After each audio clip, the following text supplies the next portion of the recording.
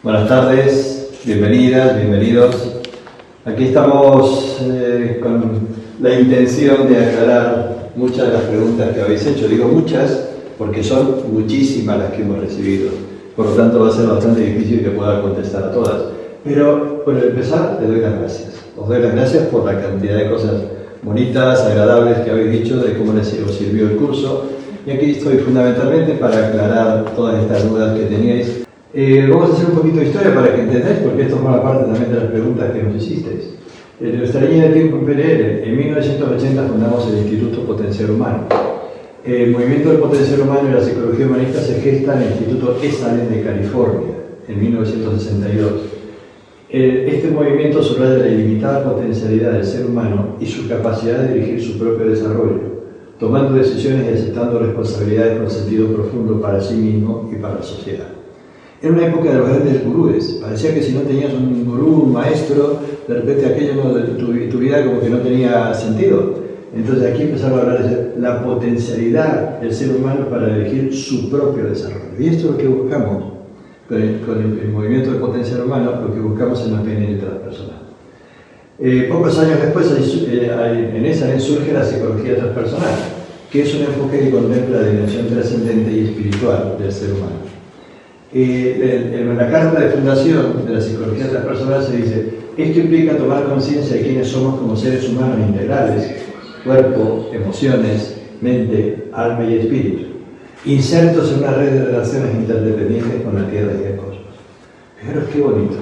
A mí realmente me encanta esta definición porque habla de ser humano integral, de lo que nosotros después llamaríamos las 5 inteligencias. Insertos en una red de relaciones, es decir, está hablando de lo que nosotros hoy en día llamamos psicología. Estamos hablando de hace ya muchísimos años, estamos hablando de los años 70. Fijaros qué importante esa forma de pensar, esa forma de percibir el mundo. Y justamente en el año 1980, y esto fue curioso porque hoy lo digo de verdad, que lo estaba terminando de preparar la presentación, el 8 de mayo de 1980, o sea que pasado mañana cumplimos 40 años enseñando todo el aspecto de desarrollo personal, y la PNL vino 10 años después. Muy bien. ¿Cómo incorporamos la PNL? En el año 89 introducimos la enseñanza de la PNL en España, contratando a Lidia Muradé en la parte de arriba y a Lidia String abajo, directora de la Escuela Argentina de PNL, para que comenzaran a dictar la formación internacional. Realmente a mí eso me encantó, fue algo importante. La primera experiencia que yo tuve de hacer el primer nivel de PNL, que se llama Practitioner, pues la verdad que fue muy importante para mí por la cantidad de información, la cantidad de cambios que yo sentí. Y pues hace poquito, como ya digo, hace poquito celebramos los 30 años de la PNL en España. En nuestra web podéis encontrar un vídeo donde contamos todas las experiencias de las personas con todo lo que se está viviendo, lo que vivieron y de qué manera se puede funcionar mejor con la PNL. La clave de todo esto es que a mí me encantó la PNL, como digo, y en el año 93 me fui a formar a Estados Unidos con Richard Bandler como trainer, profesor de la programación neurolingüística. Después tuve la fortuna de estudiar con los fundadores y los principales profesores, que son John Grinder, Joseph O'Connor, Robert Dills. Es decir, que me gustó ver de qué manera cada uno planteaba el acercamiento a la PNL y otros profesores más con los que he estado trabajando. Y allí en Estados Unidos conocí la importancia de la hipnosis ericksoniana.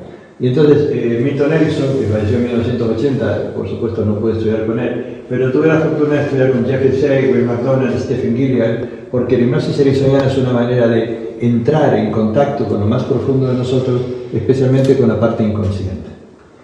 En el año 96 comenzamos a integrar nuestros conocimientos de PNL con la psicología transpersonal y el resultado fue la creación de la PNL transpersonal, que podemos definir como el estudio y modelado de los procesos internos que dan a nuestra vida centro, sentido y congruencia. Quiere decir que, como Bandler había modelado, Bandler y Grinder modelaron la comunicación, nosotros empezamos a modelar todos los procesos interiores para estar centrados, para estar conectados con nosotros mismos, para ser congruentes desde lo profundo de nosotros mismos. Esto lo diseñamos en 3 años, del año 96 al 99, con un equipo en el que participaban médicos, psicólogos, educadores, músicos, especialistas en movimientos, artes marciales, alimentación, entre otras profesiones. Fijaros que estuvimos 3 años trabajando con esto. Y en el año 99, cuando sentimos que esto estaba realmente conectado y se había producido esa conexión, entonces ya lo pusimos, dicté el primer practitioner en PNL transpersonal. La gran orientación de todo este método de nuestro trabajo viene con estos profesores con los que yo he trabajado, Antonio Blaica, Turque, Claudio Naranjo, Wilber, George Kabat-Zinn, Daniel Taropio, algunos los he trabajado en directo y otros a través de discípulos. Ellos tienen un mensaje común: los límites no están en el mundo, están en nuestra conciencia. Quiere decir que si nosotros somos conscientes de lo que queremos hacer y cómo queremos hacerlo, automáticamente nuestros límites cambian. Pues la PNL, ¿qué es? Es un modelo que nos ayuda a comprender cómo funciona la mente y la percepción humana. Es decir, esto es lo que nosotros tenemos, es decir, cómo funciona lo que yo veo, cómo proceso lo que veo y cómo lo generamos en nuestro interior, nuestras conexiones. Y la PNL transpersonal utiliza un modelo de ser humano y es importantísimo entender esto cuando hablamos de modelos. Por ejemplo, ¿cuál es el ser humano para ti? Porque si tú tienes que trabajar y ayudar a alguien, tienes que modificar realmente lo que estás haciendo, tienes que cambiar, tienes que entender que el ser humano es algo. Entonces, el modelo más antiguo, hay modelos que son puramente mecanicistas, que había en el siglo XIX, cuando representaban al hombre como si fuera una máquina interiormente, y hoy en día hay modelos más holísticos, que toman en cuenta todo lo que nosotros somos capaces de hacer en cada momento. Entonces, el modelo tradicional dice que el ser humano es una unidad psicosomática, quiere decir que empezamos a hablar de la parte somática corporal y la conexión de la parte cognitiva y la emocional. Esa es la parte psicológica. Esto surgió ya a principios de los años de 1950, cuando se descubre la primera enfermedad de la medicina psicosomática, que es la úlcera del duodeno. Ahí es la primera vez que se comprueba cómo nuestros pensamientos y emociones, fundamentalmente, aumentan la acidez del duodeno y se puede llegar a producir una perforación. Se basaba también en la idea de los tres cerebros. Tenemos un cerebro puramente instintivo, el más antiguo en nosotros, después el cerebro emocional, cuando ya se pasa de poner huevos a procrear dentro del vientre de la hembra, y finalmente la aparición del neocórtex, que es la parte de la inteligencia racional, y la parte del lenguaje también. Es decir, la parte donde nosotros explicamos mejor el lenguaje es a través de este funcionamiento de estas tres partes y la manera en que están conectadas. Uno de los fundadores de la psicología transpersonal fue Abraham Maslow. Él comenzó hablando de los niveles básicos que tenemos y de qué forma esos niveles necesitamos la seguridad física, la seguridad emocional, pero él al final comenzó a hablar de la parte superior, de algo trascendente del ser humano. Y a partir de ahí entonces empezamos a decir, pero esa parte trascendente ha estado siempre.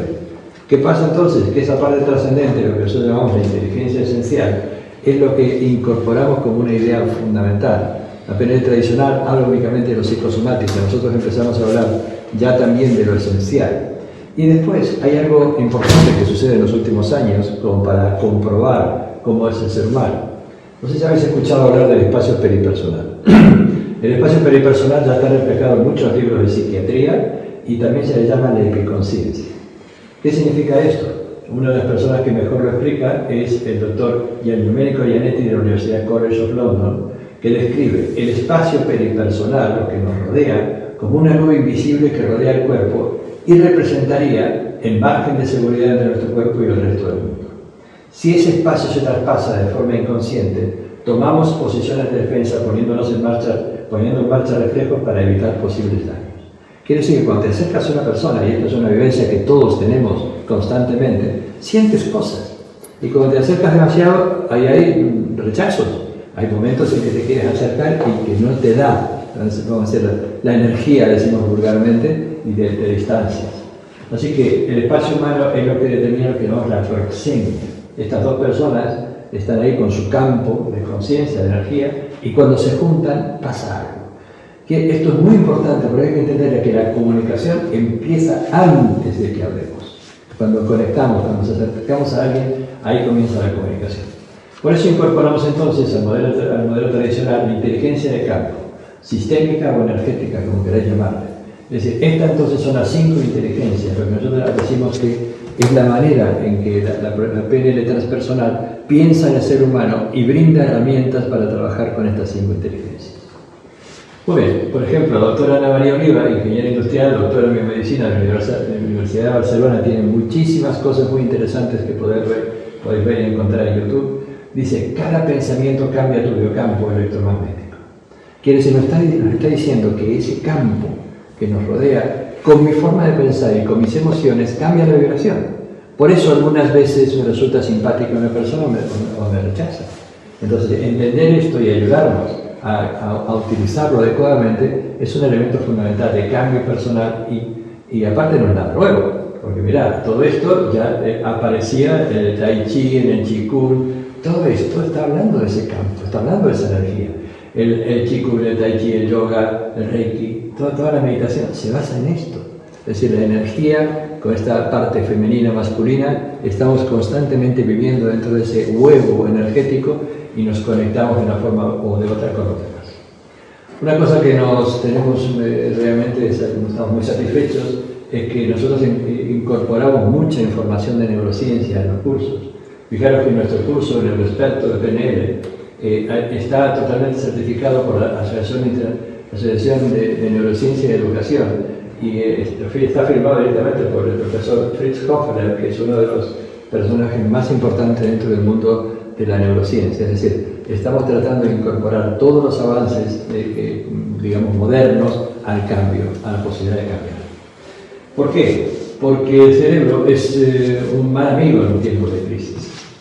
Nuestro cerebro, hace 10.000 años, solo tenía una misión, que era la supervivencia. Y esto ha cambiado. Esto era parte de un artículo de una persona que conocéis muy bien, Elsa Funset.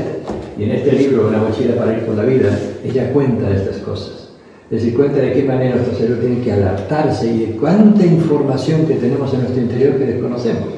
Y esto, por ejemplo, si ahora nos ponemos a hablar de dónde viene la información, pues hay una palabra técnica que se llama engrama.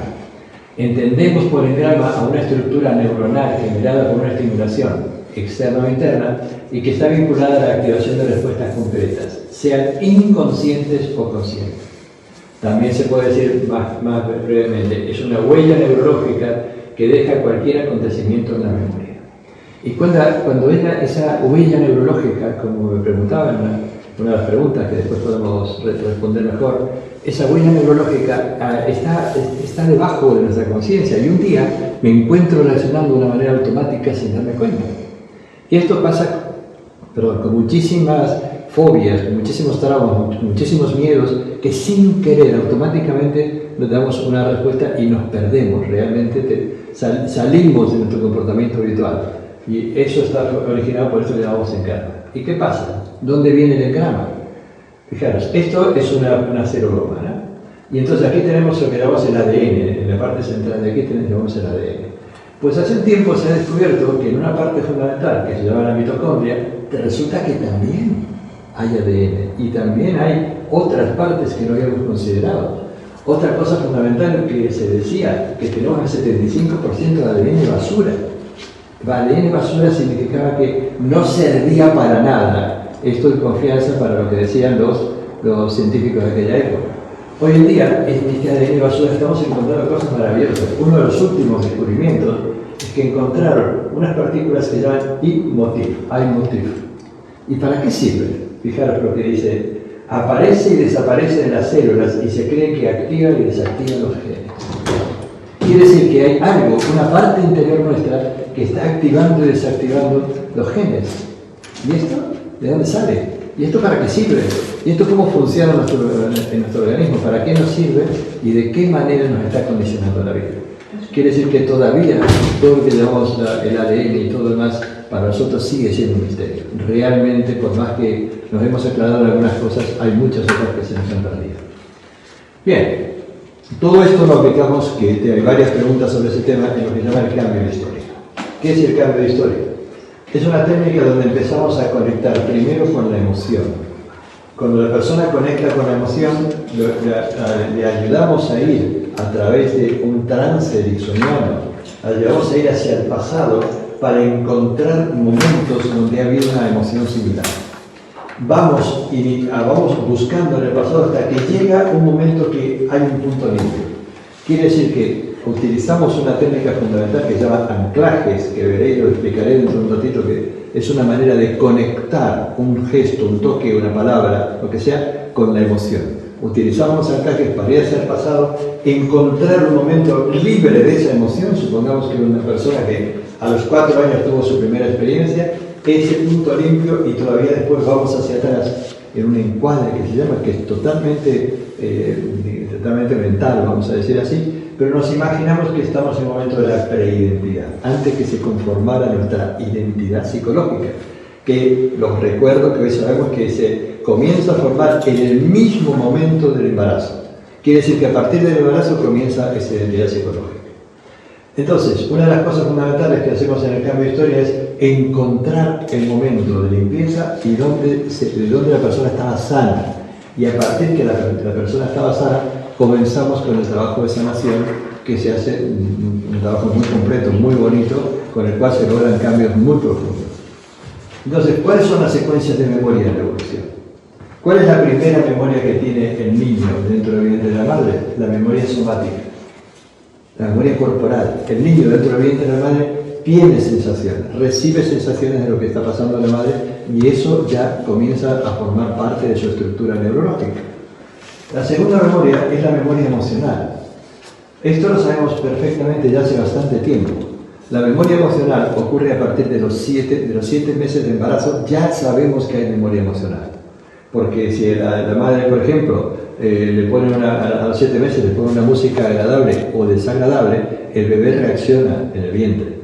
Entonces saben cuál le gusta y cuál no le gusta. Después de un año de nacimiento, cuando le ponen la música, el niño está solo en una habitación, le ponen la música, la desagradable para la madre, el niño se siente inquieto y hasta puede llorar. Y le ponen la música que le gusta a la madre, a los 7 meses de embarazo lo escuchó, y resulta que el niño se queda tranquilísimo, feliz y contento, porque esa música la tiene grabada como algo importante, la evalúa como agradable.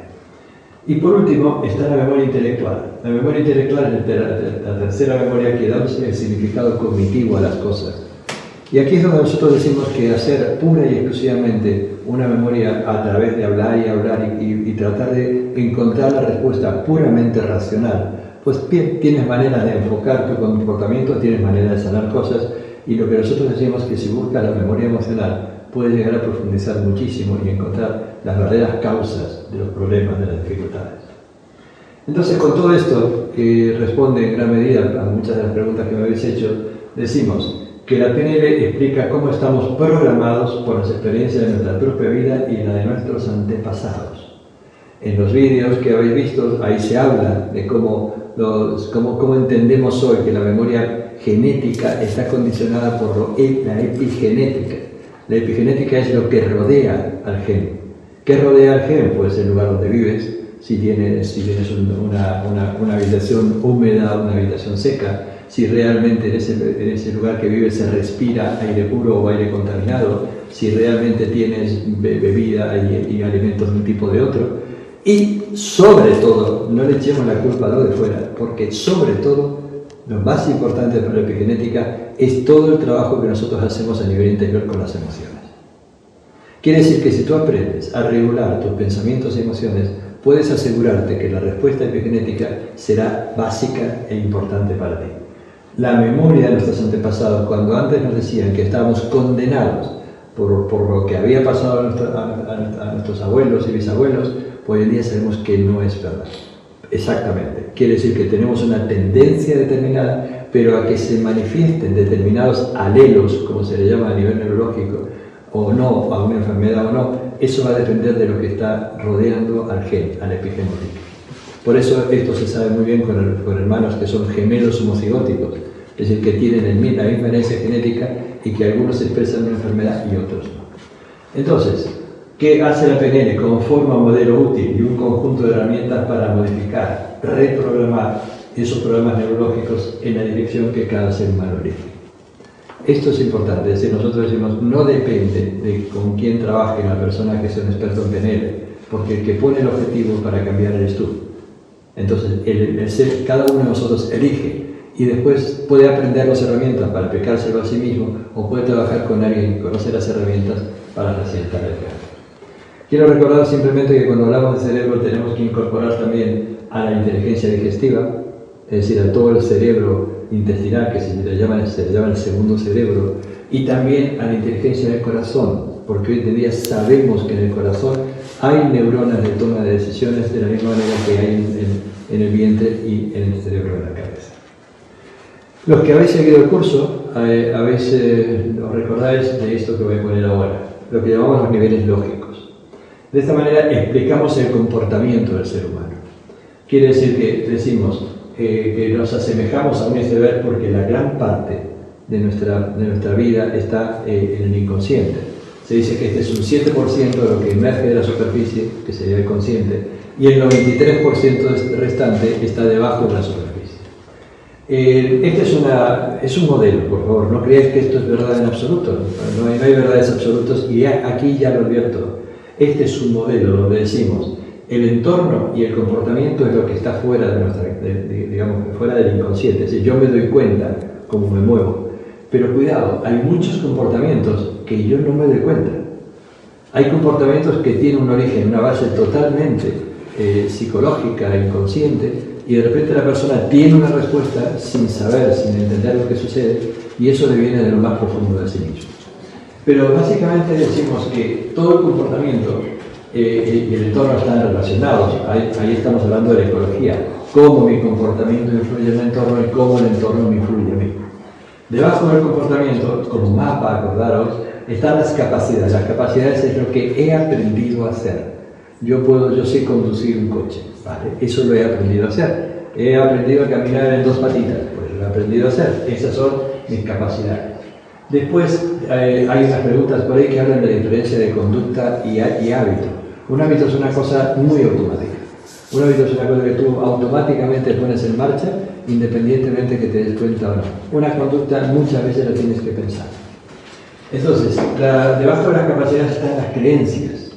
Es decir, lo que yo creo acerca de las cosas. Lo que yo creo, por ejemplo, acerca de mí mismo. Yo creo que soy únicamente una unidad psicosomática y no le presto atención a la parte espiritual y a la parte energética. Pues bien, eso va a condicionar mi vida. Me va a ser distinta a mis decisiones según lo que yo entienda de una forma u otra. Las creencias están influyendo en todas las áreas de nuestra vida. Porque si hay una antigua frase de Henry Ford que decía, si tú crees que puedes, es verdad. Si tú crees que no puedes, también es verdad. Quiere decir que cuando tú te crees que puedes hacer algo, te vas a tener una fuerza interior que te va a facilitar que lo hagas. Si crees que no vas a poder hacerlo, es al revés. Y las creencias debajo están los valores. Los valores es lo que llamamos yo valoro esto, a mí me interesa mucho la puntualidad, la honestidad. Esos son valores, que son cosas que junto con las creencias están rigiendo nuestra vida. Se dice que las creencias y los valores son como el sistema operativo del cerebro humano. Quiere decir que automáticamente que estamos viendo algo, automáticamente comienza una información. Y esa información se transformará después en un comportamiento, en un conducta.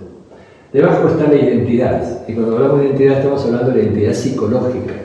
Yo soy así. Yo soy puntual, yo soy honesto, como decía antes, con los valores, o yo soy una persona despierta. Es una autovaloración. Esto es identidad psicológica. Y más profundamente estaría lo transpersonal. Lo transpersonal habla de la identidad en la que tú eres partícipe a lo mejor de un grupo, a partícipe de cómo funcionan las cosas. Por eso la parte también se puede llamar espiritual, que en muchos libros de PNL encontraréis la nombre espiritual. Entonces, durante el curso estuvimos haciendo algo que era alejamiento. Cuando queríamos un objetivo, estábamos haciendo lo que llamamos un alejamiento. ¿De qué te alejas? ¿Qué es lo que ya no quieres más? Si quieres esto, ¿de qué tienes que alejarte? Y por otra parte, el acercamiento. Si quieres eso, ¿a qué tienes que acercarte? Porque en esto, nuestro inconsciente nos va a dar muchísima información utilizando este mapa. Porque muchas veces en nuestra vida nosotros no funcionamos siempre porque voy hacia lo que quiero. Muchas veces lo que hago es alejarme de lo que no quiero. Quiero salir corriendo de aquellas cosas que ya no me sirven. Así que una de las cosas fundamentales que tenemos que entender es que esto es lo absolutamente normal en mi consciente y en mi inconsciente. Muchos en este ejercicio, que era grupal, se sintieron cosas, tenéis los testimonios ahí durante el curso, y también hay mucha gente que por fuera y en nuestra página web encontraréis testimonios de cómo puede ayudar a cambiar cosas. Y después decíamos, todas las capacidades que tú tienes, todas las experiencias de tu vida, cada experiencia positiva es un instrumento en la orquesta de tu vida. Quiere decir que si has tenido experiencias positivas que te han ayudado a ser una persona confiada, una persona segura, que haga, por ejemplo, te puedes comunicar bien con los demás, esos son recursos importantes para dirigir tu vida.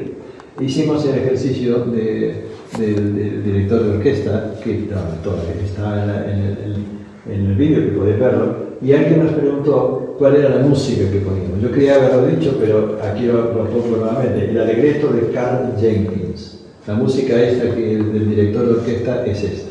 La verdad que es una música preciosa como para hacer un trabajo y hacerse un anclaje. Anclaje es una respuesta automática, no consciente, que nosotros podemos hacer para ayudarnos a crecer, a desarrollarnos y a cambiar. Entonces, haciendo un pequeño resumen de esto, lo que proponemos es darnos cuenta de lo que no nos damos cuenta. Debemos de atender realmente a lo que está pasando fuera, porque no sabemos que por dentro hay un bloqueo, hay algo que está impidiéndome descubrir. Por eso el trabajo con otra persona puede ser tan válido. Por eso el trabajo en equipo te puede ayudar mucho a crecer y desarrollarte. Esto es una de las cosas más importantes en este momento, lo que dicen. Si no te das cuenta que no te das cuenta, realmente es difícil que cambies.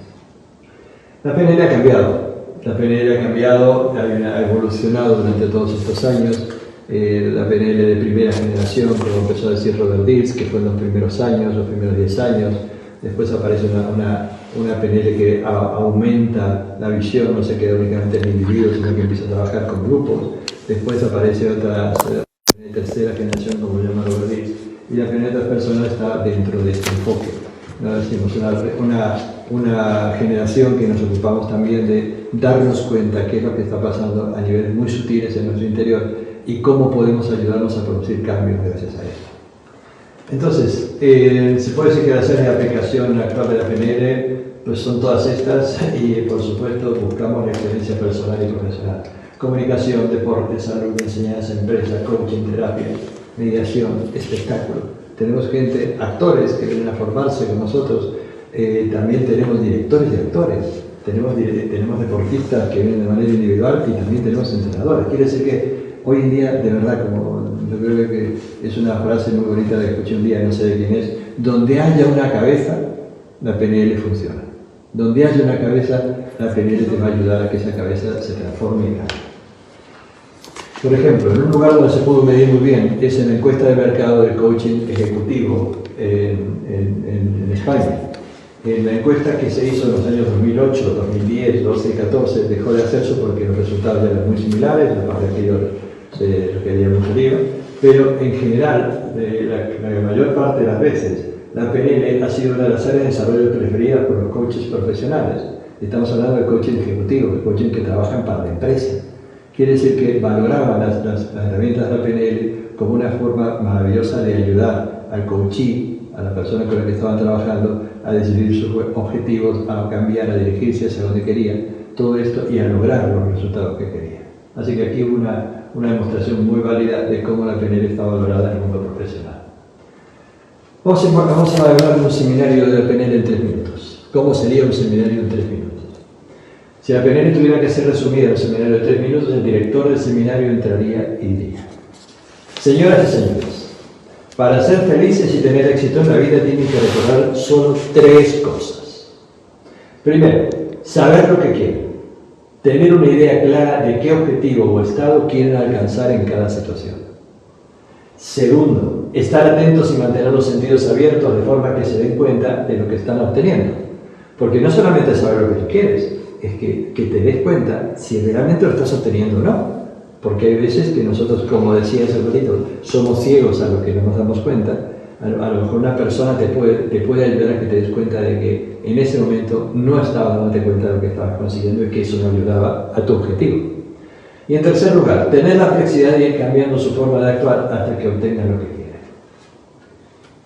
3 elementos fundamentales para lograr los objetivos. Y muchas veces para lograr esto se necesita un GPS. Ahora explicaré lo que es un GPS. Es fácil. Un GPS es un mecanismo que se basa siempre en 3 puntos y a través de esos 3 puntos te van a decir exactamente dónde estás. Y si tienes que cambiar, el GPS te va a ayudar a dirigirte de una forma u otra. ¿Qué es lo que nosotros tenemos? ¿Cuáles son los 3 grandes centros con los cuales realmente muchas veces tenemos dificultades y conflictos? Pues es lo que he puesto en el nombre de Leonardo, el bien, el corazón y la cabeza. Las contradicciones que nosotros tenemos entre el corazón y cabeza, entre lo que siento y entre lo que pienso. Y después viene la parte de la acción, la parte del hacer. El GPS te dice, esta es la parte de gestar lo que quieres hacer. Esta es la parte del sentir y esta la cabeza está el pensar. Si las 3 cosas no están de acuerdo, lograr nuestros objetivos es mucho más complejo. Hay maneras de generar un acuerdo entre las 3 cosas y ahora os contaré cómo. Entonces, pensar, sentir y hacer, los 3 puntos que manejan nuestra vida. Os voy a presentar el taller mecánico fabuloso que tiene la PNL. Es el taller mecánico del cambio. En ese taller mecánico del cambio, nosotros hacemos algo que se llama anclajes. Es decir, cómo ponemos en marcha una acción que nosotros no conocíamos, de qué manera podemos poner, nosotros decimos, en este momento de nuestra vida, con todo lo que está sucediendo, con el coronavirus y todo lo demás que tenemos, hay una cosa que hemos observado, que estamos dándonos cuenta, y en estos momentos, que por lo menos en España estamos empezando a salir, la gente le falta confianza. Fijaros qué importante, es decir, no tiene confianza, nos lo han contado de muchas maneras y esto es, por eso hemos decidido hacer algo con esto. ¿Cómo se llama? ¿Qué es un anclaje? Un anclaje es una manera de vincular, por ejemplo, un sonido, una imagen, una palabra y un toque con una emoción. Nosotros tenemos ya muchos anclajes. ¿Cuántas veces cuando te acuerdas de una canción que fue importante en tu vida, por ejemplo, cuando te enamoraste, y te acuerdas de la canción y automáticamente algo se pone blandito por dentro? O de repente una canción que te da fuerza, que te da marcha. Yo antes de hacer la PNL no me había dado cuenta, pero yo tenía en el coche, me estoy hablando hace muchos años, te das cuenta que yo empecé en el 90 con la PNL, durante los años 80, eso de llevar las cintas casetes en el coche. Pues ahí, según lo que me tocaba hacer a la mañana cuando llegara, en el viaje me iba poniendo una cinta para estar relajado, otra para estar muy activo, otra para poder estar a la defensiva, porque sabía que podía encontrar momentos muy duros. Entonces, un anclaje es una forma de vincular. Esto es lo que Pavlov hace muchos años llamó el reflejo condicionado. Pero cuidado que el reflejo condicionado todavía no está muy claro, porque mira lo que dice el perro. Mira lo que le he enseñado a hacer a Pavlov. Tan pronto como salió, sonríe, toca la campana y escribe en su libro. Así que aparentemente fue el perro el que le hacía el reflejo condicionado a Pavlov. Bueno, bromas aparte, el reflejo condicionado es un anclaje. Es decir, hay un sonido. Ese sonido, cuando al perro le has dado de comer durante mucho tiempo, sabe que le va a dar de comer y automáticamente saliva. Eso es automático, eso es inconsciente. El perro no puede salivar conscientemente, como no lo podemos hacer nosotros tampoco. Porque no nos podemos dormir cuando nos queremos dormir. Por ejemplo, tú no mandas en tu cuerpo. Tú no te das cuenta que tienes que hacer cosas para que tu cuerpo funcione hacia donde tú te quieres dirigir. Si una persona quiere descansar profundamente porque tiene un problema, decir quiero dormir, no sirve para nada. Lo único que hace al contrario es perjudicarse, no funciona. Y a nivel neurológico, hoy sabemos perfectamente que la base neurológica de los anclajes es lo que se llama la regla de Hebb. Hebb fue, Donald Hebb, el impulsor de la biopsicología, es decir, conectar la parte biológica con la parte psicológica. Fue uno de los grandes impulsores de todo el mundo de lo que hoy hablamos neurología. Y él dice, las neuronas que se activan juntas permanecen juntas, permanecen conectadas. Quiere decir que si yo hago un gesto, acordaros de un gran tenista llamado Nadal, cada vez que marcan juntos, esto es un gesto que es un anclaje que le refuerza, que remueve toda su fuerza aunque esté cansado, porque automáticamente lo ha hecho, lo ha comenzado a hacer las veces que le salieron bien las cosas, y muchas veces cuando hace esto todavía es para darse fuerza para salir de situaciones complejas. Quiere decir que lo que vamos a hacer, lo que os ofrecemos a quien quiera, que de este taller mecánico el coche salga modificado, que tengamos una forma distinta de hacer las cosas. Y concluyo esta parte antes de empezar a responder las preguntas. Uno de los tres valores reflejados en esta frase de un escritor ruso llamado Daniel Andreyev. La conciencia es la meta, el amor es el camino y la libertad es la condición. Creemos que cuando uno toma conciencia, se da cuenta de quién es uno, de qué manera funciona, cómo se relaciona con los demás, tiene que estar regido por el amor, regido por esta conexión con los demás, no desde el poder, desde tratar de minusvalorar a los demás, y hacerlo con libertad, porque la libertad es la condición. Por eso, una persona que toma conciencia es libre para elegir el amor como forma de vivir, como forma de conectarse, como forma de hacer cosas. Bueno, y ahora que estamos en una época realmente maravillosa y cambiante, como decía Leonardo da Vinci, que vivió esta frase, la vivió. No estamos en una época de cambio, sino en un cambio de época. Somos muchas las personas que creemos que esta situación que estamos viviendo va a marcar una época distinta. Pensad en Leonardo. Leonardo en el Renacimiento cambió todo. Cambió la historia, cambió todo absolutamente. Este es un momento donde podemos cambiar. Y tenemos que estar también acostumbrados a cambiar, porque muchas veces tenemos resistencias al cambio.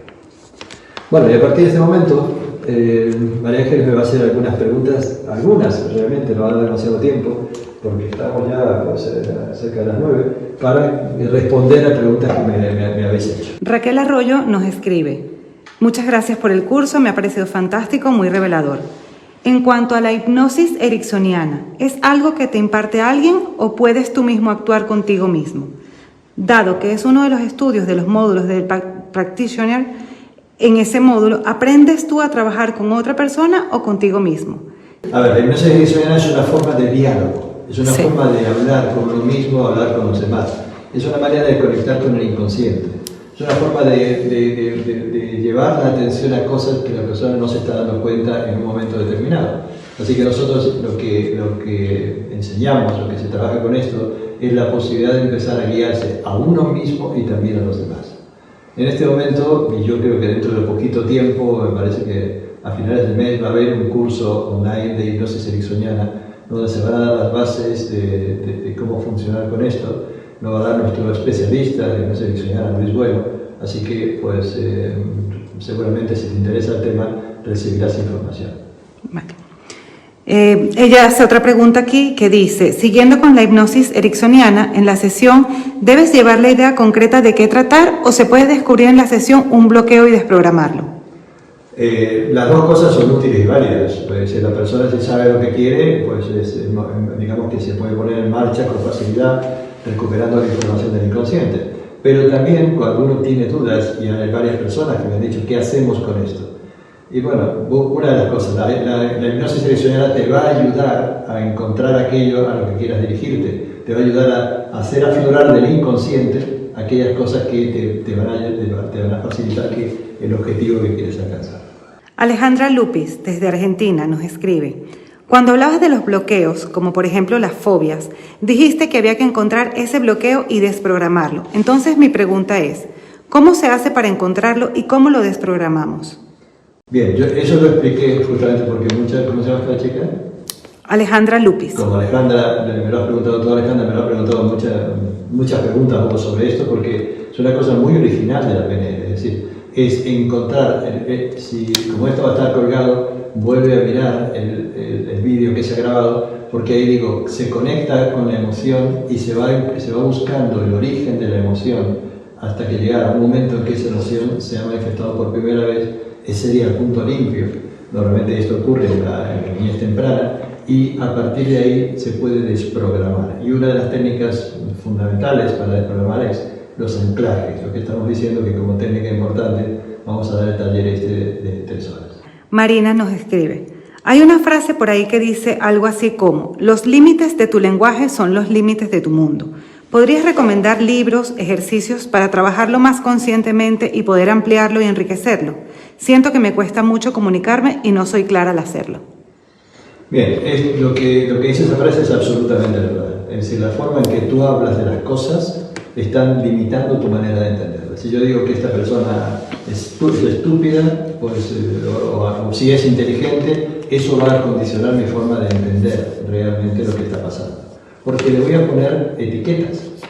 En definitiva, el lenguaje es una manera de etiquetar las cosas. Y una de las cosas fundamentales que nosotros decimos es educarnos en darnos cuenta de lo que está en el primer libro de programación neurolingüística, en el año 1975, cuando yo hablé del metamodelo del lenguaje, la estructura de la magia, volumen 1, pues entonces ahí tenemos una información muy válida para darnos cuenta qué palabras nos limitan y cómo desprogramar esa limitación. En definitiva, hay tres cosas que dice el metamodelo del lenguaje. Generalizo, cuando digo los hombres son así o las mujeres son así, es una generalización. Meto a todos en el mismo paquete. Omito partes de la información, porque con mi lenguaje no me doy cuenta de que la mujer o el hombre o cualquier otra cosa puede ser de otra forma distinta. Y después, eso es una creencia que al final hace que distorsione yo la conducta que tienen las personas que están a mi alrededor. Entonces, los libros de PNL, y hay otra pregunta por allí que aprovecho para decirlo, resulta que mi libro no se puede encontrar en este momento a nivel físico, también en Amazon, y Amazon dice que no los tiene en este momento. La única manera de conseguirlo es en ebook o después voy a poner los nombres, hay 3 lugares donde se pueden conseguir. Pero ahí en mi libro se habla de cómo utilizar el metamodelo del lenguaje para aclararte y ayudarte a entenderte a ti mismo y ayudar a entender a los demás. Es una forma de hacer preguntas que es muy compleja inicialmente, si esto se lo toma uno como al pie de la letra, porque puede ser como un interrogatorio policial. Entonces no, se trata de qué manera conectar con una persona y desde allí, desde esa conexión, facilitar la comunicación. Si hubiera algún otro libro, por ejemplo, el libro de Joseph O'Connor también está muy bien desarrollado, el metamodelo del lenguaje, o sea que llama introducción a la programación neurolingüística. Siguiendo por esa línea, Florencia nos escribe: quisiera saber qué material me recomiendas leer en internet sobre PNL, que me ayude a enfocarme en mi cambio. Es muy complejo porque ella plantea que su objetivo en este momento es lograr un embarazo junto con su esposo. ¿Qué ejercicios puedes recomendarles para hacer juntos, para focalizarse, y qué pueden hacer para conectarse con ese deseo y ayudarse mutuamente? Fíjate, una de las cosas fundamentales que nosotros hemos visto, y creo que, ¿cómo es el nombre de la chica? Florencia. Que Florencia, a lo mejor tú sabes perfectamente, es que una mujer que está ansiosa por quedar embarazada, lo que hace es aumentar el nivel de acidez dentro de la matriz. Entonces, pues todo espermatozoide que cae por ahí normalmente lo infertilizan rápidamente. Y para colmo, que los hombres tenemos cada vez espermatozoides más débiles, o sea que esto se transforma en un problema. A ver, yo no sé dónde estás, pero buscar una persona de programación neurolingüística que te ayude puede ser válido, no sé dónde vives, pero también te digo otra cosa que nosotros sabemos, un buen acupuntor también puede ayudar a que cambien los balances energéticos como para que sea más fácil quedar embarazada. En nuestra página web por lo menos ahí encontrarás cosas de las que nosotros podemos decir que son fiables. Vuelvo con otra pregunta de Raquel Arroyo, que también nos dejó por acá, que dice: cuando hablaste de modelar personas con el cambio de hábitos, pusiste un ejemplo muy claro de un drogadicto que peligra recaer volviendo al mismo ambiente. Para un cambio de modelo mucho menos dramático, ¿influiría también un cambio de ambiente? Eso ayuda, entendiendo que en general no es solución hacer eso, lógicamente. Sí, nosotros estamos reaccionando constantemente con el entorno. Damos el caso de un drogadicto como de tantas otras personas que tienen una dificultad, que tienen un problema, y es el caso del drogadicto, que está bien conocido. Lo llevas a una desintoxicación durante 6 meses, viene totalmente limpio, perfecto, contento y feliz, pero si llega a la misma casa, con la misma familia, con los mismos amigos, el mismo entorno, pues es que el 95% recaen. Así que hay que cuidar el cambio, ya sea una voluntad personal, pero también entender que el entorno está influenciando. Por supuesto que para hacer un cambio menor también influye el cambio del sistema. Es decir, la persona que tiene una dificultad con la familia y la familia de repente se habla y se entiende, se establece un diálogo, eso va a facilitar el cambio. No es el único elemento, pero lo va a facilitar. Belén Oribe te saluda y pregunta: cuando se habla de visualización, ¿hablamos de visualizar las acciones que queremos conseguir que dependan únicamente de nosotros y de nuestro esfuerzo? Es decir, un objetivo deportivo o aprender un idioma. O hablamos de visualización cuando lo hacemos visualizando algo que nos gustaría tener en nuestra vida, pero que no depende de nosotros. Yo creo que en general, cuando hablamos de visualizaciones, primero hay un problema con la palabra visualización porque la diferenciamos mucho del imaginar. Uno dice, yo visualizo bien cuando me recreo en algo que no tengo, como dice ella, y soy capaz de verlo con mucho detalle. Y a otras personas les cuesta más esfuerzo porque no tienen esa facultad. Entonces, básicamente, o capacidad, porque es una cosa que se adquiere, por supuesto. Entonces, una cosa que se puede hacer es imaginar poco a poco y con mucho detalle lo que quieres hasta ir construyendo como una pintura en tu cabeza. Inclusive hacer ese ejercicio con un cuadro que te guste te va a ayudar. Por ejemplo, yo puedo, y lo digo como una experiencia real, una experiencia mía, porque cuando yo empecé con la PNL, en PNL, los que habéis visto el vídeo, hablamos siempre que la forma de pensar se hace de tres maneras: con imágenes, con palabras o con sensaciones. Quiere decir que pensamos más en imágenes, más en palabras, más en sensaciones, y esto nos da una manera justamente de poder imaginar, visualizar con más facilidad o menos. Yo digo siempre, como yo me di cuenta que era muy intuitivo, lo que hice fue buscar un cuadro que me gustó. Busqué un cuadro facilísimo, que es Las Meninas de Velázquez, con toda la cantidad de detalles que tiene, pero fui imaginando, fui recordando imagen por imagen, hasta que en 2 meses, me parece, logré tener la imagen de ese cuadro de una manera completa. Quiere decir que mi imaginación y mi práctica ayudó a que pudiera visualizar. Entonces, uno puede visualizar con facilidad cuando tiene práctica. Y una manera de tener práctica y que ayuda es por ejemplo, dibujar te puede ayudar muchísimo, todo esto, pero para dirigirte a ti mismo es decirte las cosas que quieres ver. Supongamos que yo quiero tener el Ferrari rojo. Pues entonces quiero el Ferrari rojo, imaginarte que estás conduciendo el Ferrari rojo, bla, bla, bla, bla. Supongamos que esto puede ser una cosa. Así que la gran historia de la visualización es que uno puede practicar para ver mejor lo que quiere.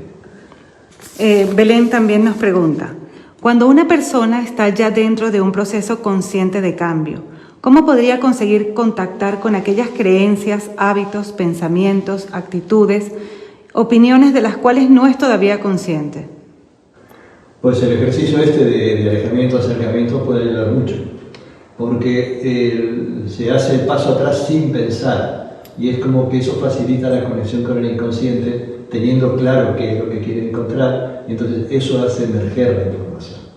Entonces es como ponerse en una línea de tiempo, como se ve en el vídeo, y entonces decir claramente, quiero encontrar esto, y hacerlo con total confianza en uno mismo, con total conexión, y para conectar con el inconsciente la mejor manera es agradecerte a ti misma, a ti mismo, que tienes una información riquísima en tu interior y que haciendo esto te vas a acercar a esta información.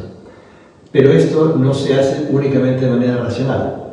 Lo que se puede hacer y apoyarse es durante la noche, cuando vas a dormir, dite a ti misma, a ti mismo, que quieres encontrar información sobre el tema que quieres. Y después de decirlo, pues es conveniente tener una libreta y un boli a mano, un lápiz a mano, porque en cualquier momento de la noche te puedes despertar y en el despertar te viene la memoria de algo relacionado con esto. Así que es una forma de recordar bastante fácil. Vamos con Sonia Pérez. Bien. Dice, en primer lugar, agradecerles la oportunidad. Dice, durante la práctica de visualización de los sueños y objetivos, me costaba definir mis sueños.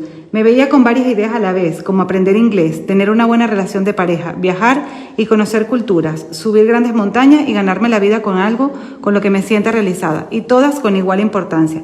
Me iba de una a otra, finalmente siento que no pude enfocarme en ninguna en concreto y entender el modo de seguir un objetivo concreto. Muy bien. Decían los sabios antiguos de hace miles de años, el camino más largo comienza con el primer paso. ¿Cuál es el primer paso? ¿Cómo se llama? Sonia. Sonia. Sonia, ¿cuál es el primer paso que te daría a ti una satisfacción personal o una validación que te daría confianza? Sea cual sea ese primer paso, ese primer objetivo, comienza por ahí, con algo que te haga tomar confianza. Con algo que te permita a ti mismo decir, pues ahora bien, mira, con este poder que tengo ahora puedo elegir con más facilidad. Esa sería una manera bonita y sencilla de poner en marcha para conseguir objetivos tan bonitos como tienes. Muy bien. Mariana Fabiana dice: Gustavo habló en un momento de la gente que no tiene claro o no encuentra un objetivo, pero sabe lo que no quiere. Él dijo que esto es importante para encontrar un objetivo también, pero no lo desarrolló. ¿Cómo hacer el cambio cuando uno logró todo lo que creía que no quería? Al revés. O sea, logró lo que no quería y no quería. Muy interesante. Bueno, a ver, algunas veces pasa en la vida. Sí. Y pasa porque uno parte de una carencia. Es decir, cuando partes de una carencia, buscas aquello que te va a compensar. Y eso que te va a compensar normalmente es una fantasía. No gusta, ¿no? Es una fantasía. Así que la gran clave para el cambio es que digas, en este momento, ¿qué es lo que yo necesito, digamos, más íntimo? Y ponerme en camino hacia esto. Pero no importa que no logres eso, porque en la medida que camines y que camines con coherencia interior, vas a ir cambiando tu visión en la medida que camines. A ver, a mí me gusta caminar por la montaña. Entonces, hay veces que cuando voy caminando, por ahí no se puede pasar, porque estás lejos, donde están los árboles, lo que sea, te están tapando, pero a la medida que te acercas, resulta que te das cuenta que, mira, por aquí puedes pasar y por aquí, y al final has terminado del otro lado cuando al principio pensabas que no podías.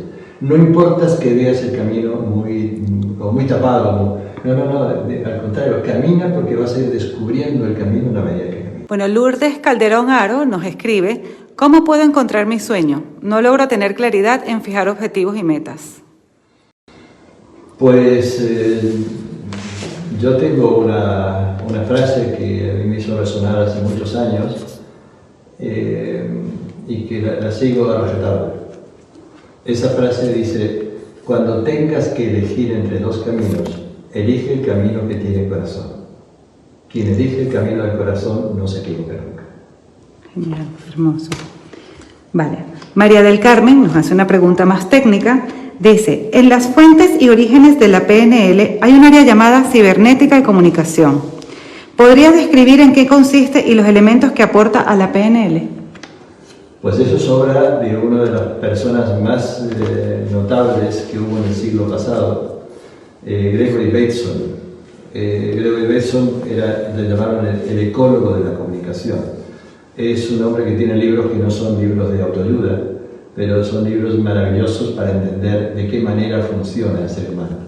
Y él hablaba de la cibernética de segundo orden, cuando se habla de que hay máquinas que funcionan automáticamente, pero él trataba de entender de cómo funcionamos los seres humanos, es decir, de qué manera todo ese estudio de cibernética que él había hecho y que lo llevó al mundo de las ciencias humanísticas, porque él trabajaba con filósofos, con psicólogos, es decir, con gente que él fue un gran antropólogo al mismo tiempo, es decir, un hombre de una riqueza impresionante, fue una verdadera luz del siglo pasado. Entonces, cuando hablaba de cibernética, él hablaba de la manera de ir acercándote a las experiencias y cómo se puede ir eso graduando y de qué forma aprender de esto. Fue uno de los grandes apoyos que tuvieron Bandler y Grinder para desarrollar todo su trabajo. Él fue uno de los que pone el prólogo en ese libro de la magia, la estructura de la magia, porque fue el que dijo que hacer esto, fue una persona maravillosa, así que todo esto se lo debemos a Gregory Bateson. María del Carmen también pregunta: ¿cómo se integra la epigenética en la PNL y cuáles son los elementos clave? No es que se integre, nosotros tenemos en claro de que no hay nada que esté totalmente fijo en nosotros. Entonces, como no hay nada que esté fijo, cuando la persona tiene una dificultad, tiene un problema, ¿qué hay alrededor de esto? Y empiezas a hablar de las creencias, empiezas a hablar de los hábitos, empiezas a hablar de los hábitos de pensar, de sentir y de actuar. Cuando estamos hablando de hábitos, no tenemos que hablar únicamente que como mucho, bebo, fumo, lo que fuera, no. Son los hábitos de pensar y de sentir, son los más importantes. Así que tenemos que empezar a darnos cuenta que hay alrededor de esa circunstancia que está causando la dificultad genética, y entonces comenzando con este cambio, y por supuesto no solamente con PNL, se puede trabajar con muchísimas cosas, por supuesto también con toda la parte neurológica, entonces se pueden producir cambios que antes eran impensables. Por último, hay una pregunta aquí que deja Belén, que dice: En el curso se habla de que estamos regidos o formados por 5 energías o inteligencias. Veo que la PNL se ocupa primordialmente del plano mental. ¿Qué ocurre con las otras 4 esferas que nos componen? ¿Habría que apoyarse en otras metodologías? No. Yo creo que en la PNL transpersonal incorporamos las 5 inteligencias. Básicamente trabajamos con el pensamiento, pero ya hemos dicho que pensamiento y emoción no se pueden separar. Es así de sencillo, no sigue el día. ¿Cuándo termina uno, cuándo empieza el otro? No lo sabemos. Pensamiento, emoción. El cuerpo es fundamental. Yo creo que durante el curso, si lo ves nuevamente, te darás cuenta de cómo, por ejemplo, una cosa muy sencilla, cuando una persona cambia de postura física, automáticamente cambia su forma de pensar y de sentir. Entonces, pensamiento, emoción, cuerpo. Cuando estamos hablando de lo esencial, te estamos diciendo, oye, busca profundamente, ¿cuál es ese sueño en ti?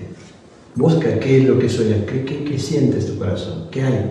Estamos tocando esa parte. Y después, cuando estamos, sobre todo de manera presencial, trabajamos con el campo. Es decir, nos conectamos con la otra persona, tenemos muy en cuenta para la comunicación qué sucede cuando te acercas a alguien y cómo hacerlo de manera que sea enriquecedor para ambos y no sea que sea una manera de imponerte a la otra persona. Así que parece ser que eso es únicamente lo mental, pero realmente en los cursos nosotros ponemos en marcha las 5 inteligencias. Pues muchísimas gracias. Y bueno, si hay alguna otra pregunta, pues seguir haciéndolas para que podamos responder en otro momento. Vamos a ir terminando ahora. Este es el libro, Activa tu potencial con PNL, que ya está en su 6ª edición y que lo podéis, por 6 euros podéis conseguir en EPUB y en ebook. En Editorial Ramón Areces, en la Casa del Libro, en Google Book. Y para terminar, voy a recurrir a Deepak Chopra, una persona que yo quiero, admiro, que me pareció una persona realmente importante y consciente, bueno, una luz. Dice, comenzarás a ser libre cuando entiendas que tu vida es el resultado de una elección. Por favor, no estamos hablando de las elecciones grandilocuentes que cambian nuestra vida de un día para otro. Estamos hablando de las pequeñas elecciones. Todos los días podemos elegir. Todos. Puedo elegir entre cabrearme o no cabrearme. Puedo elegir entre ir caminando o ir en coche. Puedo elegir entre comer de una forma u otra. Puedo elegir pensar de una manera o de otra. Entonces lo que nosotros proponemos es que aprendas a pensar, aprendas a dirigir tu pensamiento. Por eso este taller de confianza, que será totalmente práctico, creemos que es una herramienta fabulosa para poder cambiar, elegir el cambio. Bueno, estamos seguros que esto continuará, que en algún que otro momento continuará, y por eso os damos las gracias por todo lo que habéis escrito, por todo lo que nos habéis dicho, por todas las ideas y sugerencias que nos habéis dado, y todavía podéis seguir escribiendo si queréis, no hay ningún problema, estamos atendiendo a vuestras ideas y preguntas.